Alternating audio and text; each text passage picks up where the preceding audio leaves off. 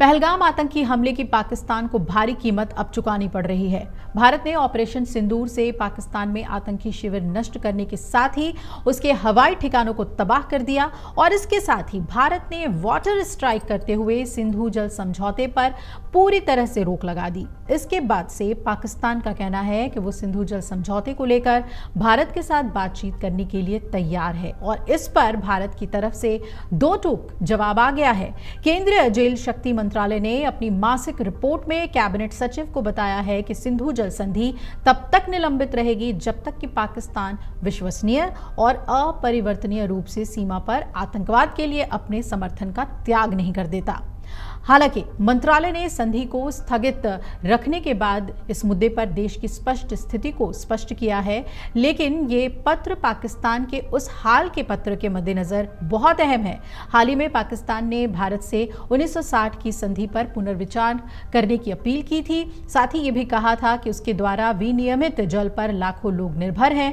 मंगलवार को कैबिनेट सचिव टीवी सोमनाथन को रिपोर्ट सौंपी गई और इस रिपोर्ट में जल शक्ति मंत्रालय की सचिव देबाश्री मुखर्जी ने कहा कि सरकार ने घोषणा की है कि पहलगाम में नागरिकों पर पाकिस्तान प्रायोजित आतंकवादी हमले के बाद संधि को तत्काल प्रभाव से स्थगित रखा जाएगा और उनकी रिपोर्ट में ये कहा गया है कि जब तक पाकिस्तान विश्वसनीय और अपरिवर्तनीय रूप से सीमा पार आतंकवाद के लिए अपने समर्थन को त्याग नहीं देता, तब तक प्रमुख जल बंटवारा संधि निलंबित रहेगी। वहीं जम्मू कश्मीर के मुख्यमंत्री उमर अब्दुल्ला और पूर्व सीएम और पीडीपी प्रमुख महबूबा मुफ्ती के बीच भी इस पर जुबानी जंग कल शुरू हो गई थी। सीएम उमर अब्दुल्ला ने ट्विटर पे महबूबा मुफ्ती के पोस्ट को रिपोस्ट करते हुए लिखा था कि कुछ लोग सस्ती लोकप्रियता पाने और सीमा पार बैठे लोगों को खुश करने की अपनी अंधी लालसा के लिए सच्चाई से मुंह मोड़ रहे हैं।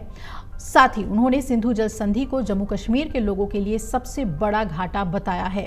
वहीं पीडीपी प्रमुख महबूबा मुफ्ती ने कहा कि मैं समझती हूं कि भारत सरकार ने सिंधु जल संधि को जो स्थगित किया है वो दुर्भाग्यपूर्ण है। हमारे कई लोग यहां शहीद हुए हैं, कई गांव तबाह हुए हैं।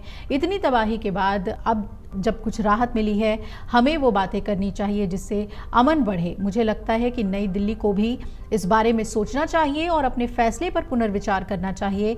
पाकिस्तान को भी शिमला समझौते को निलंबित करने के अपने फैसले पर पुनर्विचार करना चाहिए।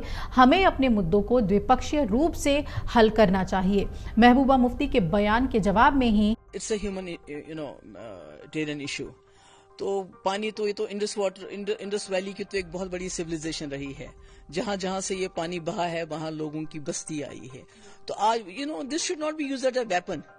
We should not allow the rivers of Jammu and Kashmir to be weaponised, क्योंकि हमने जंग देख ली, वेपन्स की जंग हमने देख ली। ना अगर पानी को भी वेपनाइज करके आप किसी को पनिश करना चाहते हैं, मैं समझती हूँ ये नहीं है। Jammu Kashmir should become a bridge of peace between the two countries rather than become a weapon to punish each other. मुख्यमंत्री उमर अब्दुल्ला ने कहा कि ये वास्तव में दुर्भाग्यपूर्ण बात है कि कुछ लोग सस्ती लोकप्रियता पाने के लिए सीमा पार बैठे लोगों को खुश करने के लिए अपनी अंधी लालसा के लिए सच से नजर मोड़ रहे हैं। आप ये स्वीकारने से इनकार करते हैं कि सिंधु जल संधि जम्मू कश्मीर के लोगों के हितों के साथ सबसे बड़ा विश्वासघात है।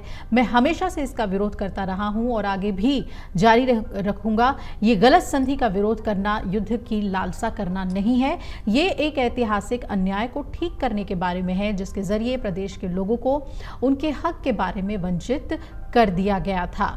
तो अब आगे देखना है कि पाकिस्तान के झुकने के बाद क्या भारत में इस पर सियासत गरमाती है। और केंद्र सरकार ने तो अपना पक्ष साफ कर ही दिया है कि जब तक पाकिस्तान एक महत्वपूर्ण निर्णय नहीं लेता है आतंकवाद के खिलाफ लड़ाई में और वो असर नहीं दिखता है, तब तक ये संधि बहाल नहीं हो सकती, निरस्त रहेगी। अगर आप ये वीडियो YouTube पर देख रहे हैं तो हमारे चैनल को सब्सक्राइब कर बेल आइकन दबाएं और Facebook पर देख रहे हैं तो हमारे पेज को लाइक करें।